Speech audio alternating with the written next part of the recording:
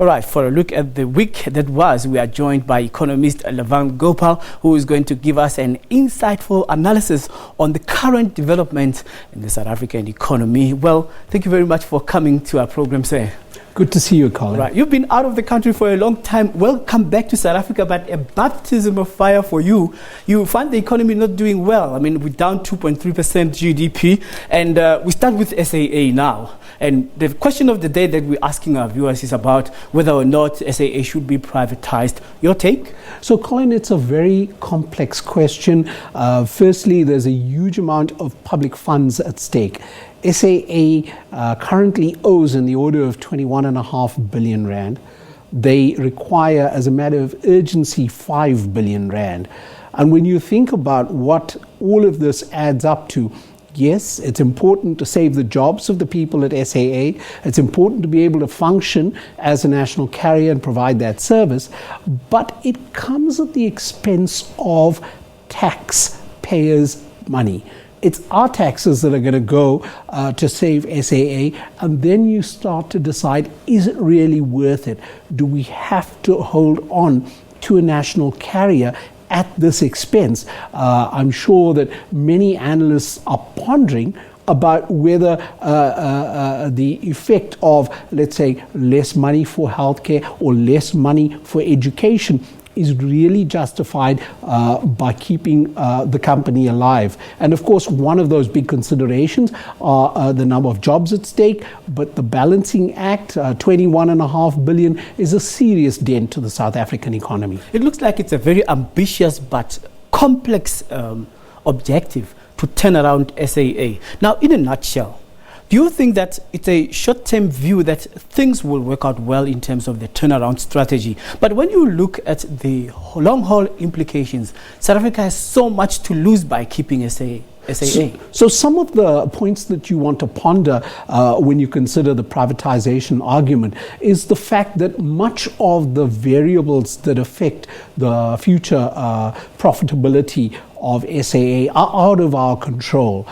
Forces like the oil price, some of the disturbances that we're seeing in the currency market and the weakness in our rand means that SAA is drastically impacted. Of course, a lot of our borrowings have been in dollar terms to keep many of our state-owned enterprises afloat. But SAA in particular has got so much of dollar dependency because all of the different parts of the fleet, the machines and the energy are dollar dependent. Take a look at our screen now. South African Reserve Bank. Well, so much has been said about expanding its mandate to look at job creation and improving the economy. What do you make out of this debate? I mean, coming from government and also coming from the political party and the Reserve Bank governor, coming in as well, weighing in on the mandate of the Reserve Bank. So, of course, there's a number of heavyweights that have come into this current situation. Many of them, I'm sure, have got the hearts of South Africans in mind when they make their statements. Much of their statements, of course, have got deep ramifications. The South African Reserve Bank, their mandate is dictated by the Constitution. We've heard the Minister of Finance, Tito Mboweni, say as much in quite a crisp statement, giving us an indication of what the mandate of the bank is, but also the powers of the Minister of Finance. And I think that some of the disturbances with the South African Reserve Bank can be found with the weakness in the rand. We've seen our currency move from about 14 rand 50 to 15.10 in just a few days. All of that to do with some of these statements. But Lavan, why should this discussion rattle the markets? Because this is not the first time we hear of this. Even Julius Malema stated this a very long time ago. So I think the importance is because of the players that have made the utterances. Certain leading figures in the ANC have made very important statements. It's had a jolt on our foreign exchange price. Remember the importance of the Reserve Bank as an entity that keeps balance within the rand and keeps our economy on the right keel. The moment we start disturbing its functionality, foreign players, foreign investors consider something of an unstable and unsettling position in South Africa. Now let's talk about the issue of quantitative easing. Many people were saying that during the times of Alan Greenspan in the US, there was talk that it was going to work in as far as economic stimulation is concerned. When you look at the Eurozone as well, they talked about quantitative easing, that it was going to work in stimulating the economy. Why not for South Africa? So firstly, it's a very extreme measure. This is not considered as a day-to-day economic tool. Within your toolkit, there's a number of other things that you use, interest rates, a number of fiscal tools that can be applied. But when you talk about quantitative easing, it was only applied in a very extreme, very unique situation during the financial crisis by a very large superpowers, and they had a low interest rate environment.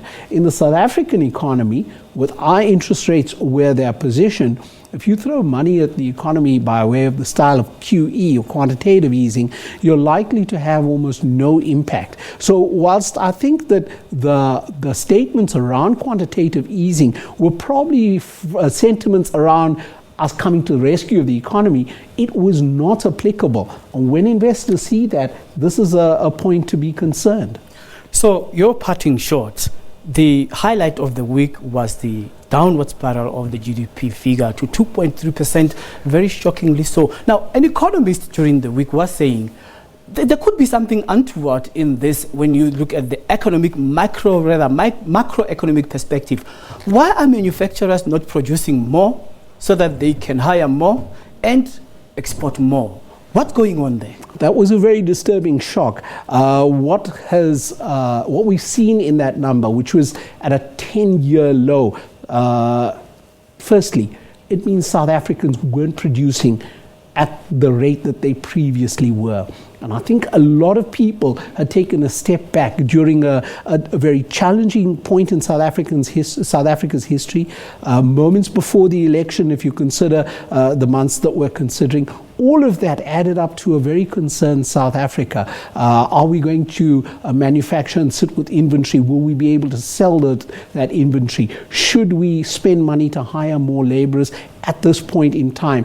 And I think many business people took the position of just to press the pause button, to wait and see, let the elections go through. And so you now will probably see a huge kickstart in the economy and probably an embracing of the investment that national government has been speaking about.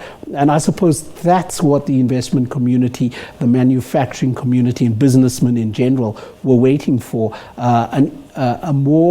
an easier political climate so that they can continue to manufacture and produce. Thank you very much for making time to speak to us. And welcome back from your big, long break from the media. And congratulations on your graduation from Harvard University. Thank you very much, Colin. All right. Lavan Gopaul is back with the bang and, of course, giving us the week that was. Right here on SABC News, we're going to take a break. When we return, the program continues.